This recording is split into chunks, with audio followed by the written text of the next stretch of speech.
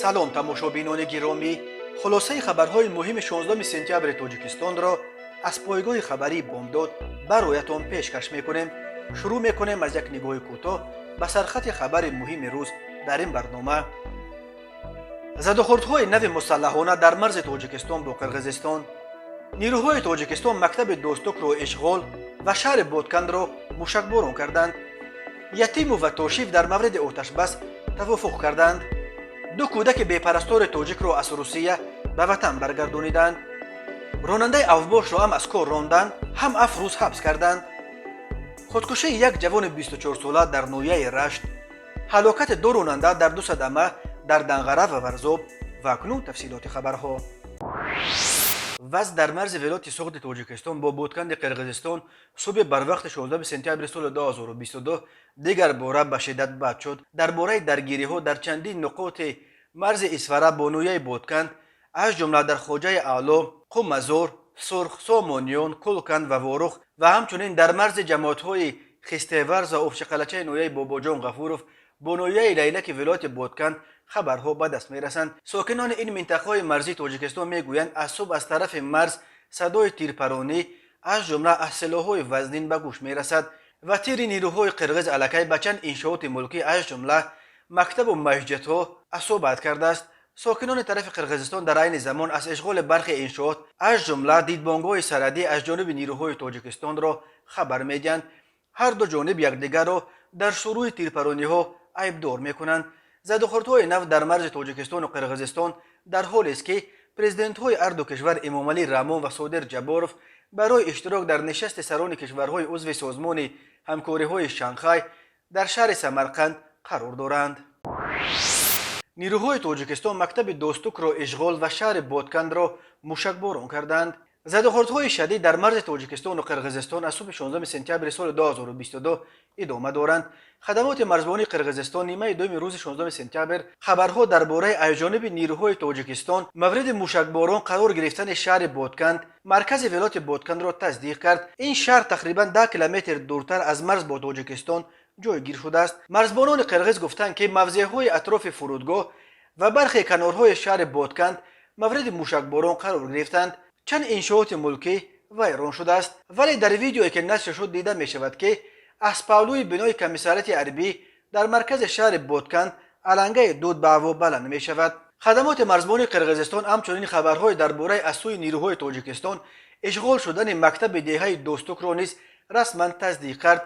қаблан видеое нашр шуд ки низомиҳои тоҷик бар фарози як мактаб парчами Тоҷикистонро овезон мекунанд, вале дар шаҳри зери он видео гуфта мешуд ки нирӯҳои Тоҷикистон мактаби деҳаи бо Достук ҳамсояи Оқсойро гирифтанд. қушунҳои марзбонии Қирғизистон аз нобуд кардани миқдори зиёди техникаи вазнини ҷониби Тоҷикистон хабар медиҳанд.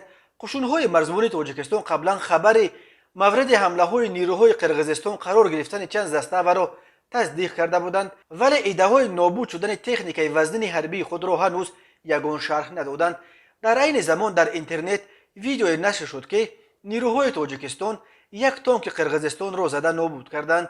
ҷониби Тоҷикистон то ин соат дар бораи талафоти худ низ иттилои расмие нашр накардааст, вале дар як акс ва як видео ки пойгоҳи хабарии бомдод аз Исфара дарёфт кард, дида мешавад ки аз ҷониби Тоҷикистон дасти кам 3 нафар кушта шуданд. дар видео ҷасади ба хун оғуштаи як сокини Исфара дар байни роҳ дида мешавад ва дар акс ҷасади 2 нафаре ки банаҳояшонро баста дар як ҳуҷра дар рӯи палос гузоштанд. вазорати тандурустии Қирғизистон ки ҳар соат дар бораи талафоти он ҷониб маълумоти нав медиҳад, дар охирин иттилояш гуфт соати 15:00 рӯзи 16 сентябри соли 2022 дар бемористонҳои вилояти Ботканд 42 захмӣ оварданд. аз ин шумор 18 нафарро дар бемористони вилоятӣ, 19 нафарро дар бемористони ноҳияи Лайлак бистарӣ карда, 5 нафари аҳволашон вазнинтарро ба Бишкек интиқол доданд.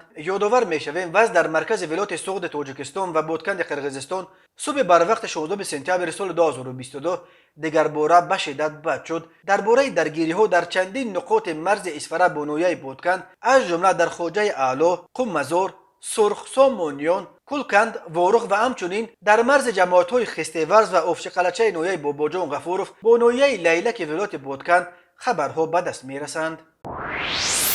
хадамоти матбуоти раиси вилояти Суғд хабар дод ки بعد چندین ساعت زدوخوردهای خونین در مرز تاجیکستان و قرقیزستان دو جانب در مورد آتش بس به توافق دست یافتند. مذاکرات طرفها در دیدبانگاه روا در مرز تاجیکستان با ازبکستان دایر شده است. در خبر گفته می شود که در پس منظر ناآرام شدن وضع در مرز قرقیزستان و تاجیکستان برای به اعتدال آوردن وضع در دیدبانگاه‌های گمرکی روا در سرحد تاجیکستان و ازبکستان گروه‌های کاری وارد گفتگو شدند. جانب تاجیکستان را رئیس کمیته دولتی امنیت ملی جمهوری تاجیکستان گنرال پالکوونیک سیدمومین یتیموف و جانب قرقیزستان را قمچیبک توشیف رئیس امنیت این کشور راهبری نمودند. در ملاقات همزمان وزیران کارهای داخلی دو کشور، رئیسان ولایت سغد تاجیکستان و ولایت بادکند قرقیزستان شرکت ورزیدند. ضمن گفتگوشنی جانبها پیرامون ضرورت اعلان آتش بس اظهار نظر کرده در نهایت به موافقه رسیدند که آتش بس اعلان کرده شود.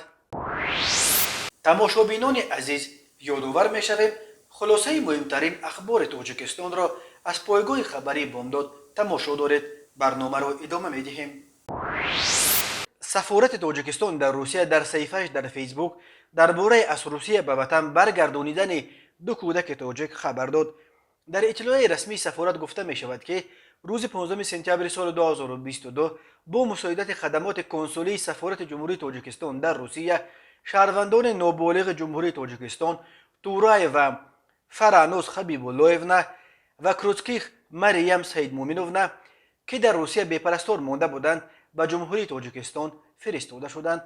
سفارت گفت مریم و فرانوز طبق سازشنامه کیشینیوف اوید به همکاری‌های دولت‌های عضو اتحاد دولت‌های مستقل وابسته به برگردانیدن شهروندان نابالغ به وطن برگردانیده شدند. درباره اینکه این دو کودک به چه سبب در روسیه بی‌پرستار مانده بودند یگان شرح داده نشده است. سفارت ذکر کرده است که در سال جاری 14 شهروند نابالغ جمهوری تاجیکستان را از روسیه به وطن برگردانیدند. بسیاری از مهاجران تاجیک در روسیه به زنان محلی و یا با شهروندان کشورهای دیگر ازدواج کرده از آنها صاحب فرزند میشوند، ولی بنابر وجود مشکلات زیاد حقوقی در برخی موردها پدران تاجیک از حق و امکان نگاهبین فرزندان خود محروم میشوند و این طفلان یا در دست مادران روسشان میمانند و یا به یتیمخانه میافتند. اخیراً یک زن و شوهر از تاجیکستان توانستند توسط دادگاه ایرکوتسک فرزند الکی 5 ساله‌شان را برگردانند.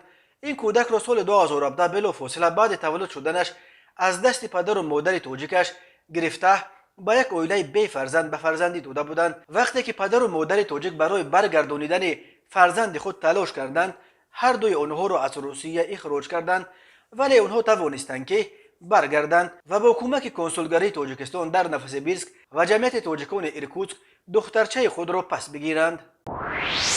کمیته ایالت‌های فوق‌العاده تاجیکستان از غرق شدن یک کودک 10 ساله در نویه قبادیان و یک جوان 24 ساله در نویه رشت خبر داد. ولی اگر کودک خردسال در دهه کمراب در قبادیان هنگام آبازی غرق شده باشد، ساکن 24 ساله دهه غواصیان جماعت دیهات نصرتالله مخزوم خود را به آب دریای سرخ پرتافته خودکشی کرده است.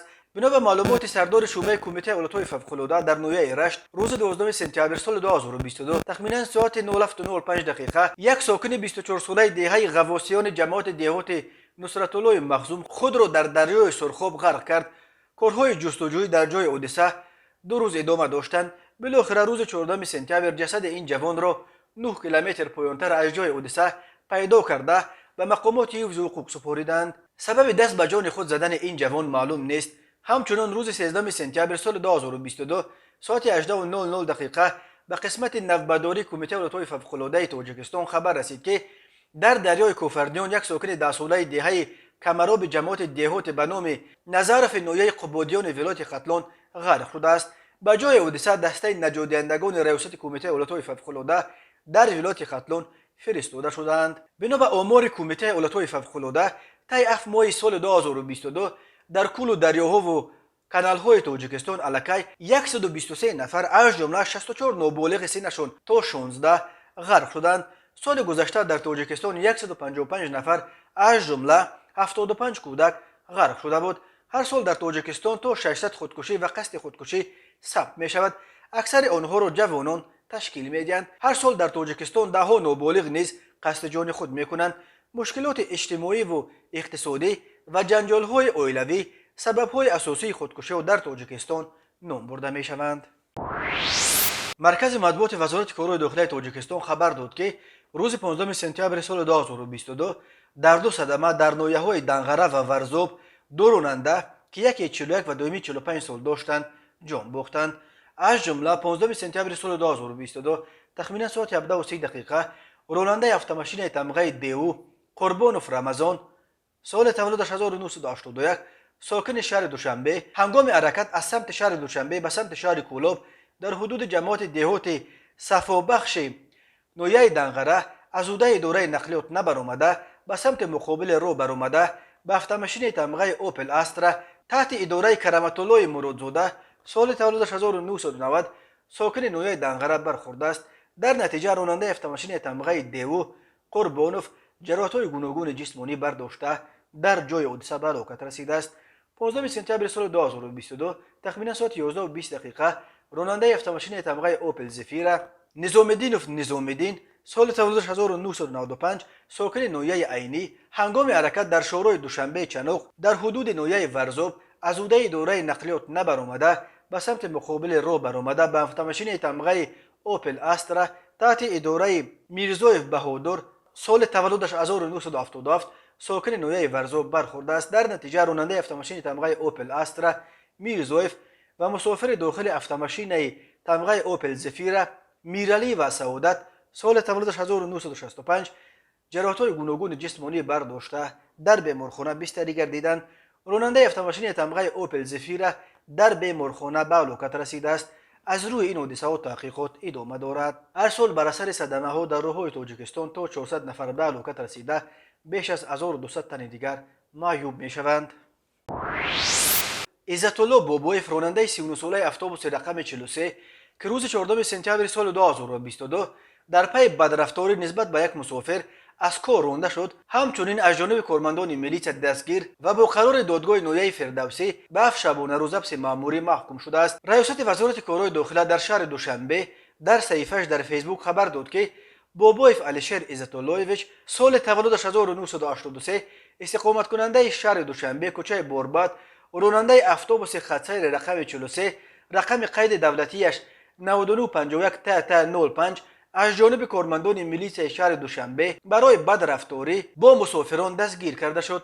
سانحه 14 سپتامبر سال جاری نوار لحظه دغل رفتاری نام برده با مسافران در شبکه‌های اجتماعی نشر گردید که مورد واکنش شدید شهروندان قرار گرفت. ضمن سنجش معین گردید که حادثه مذکور سانحه 13 سپتامبر تقریبا ساعت 11:30 دقیقه رخ داده است. وابسته به حالت مذکور نسبت به بابایف علیشیر طبق طلبات ماده 460 ماده اوباشی کودکس حقوق بیانکنی مأموری جمهوری تاجیکستان پروتکل ترتیب داده شده از جانب دادگاه نویه فردوسی نسبت به نامبرده جزا در نمود حبس مأموری به مهلت 7 شبانه روز تعیین کرده شد. تماشابینان عزیز و گرامی، این بود مرور به خلاصه چند خبر مهم امروز تاجیکستان. خبر و گزارش‌های بیشتر از تاجیکستان و درباره تاجیکستان و اطراف آن را در سامانه پایگاه خبری بامداد در این نشانه پیگیری نمایید: www.bomdad.com. خوش باشید.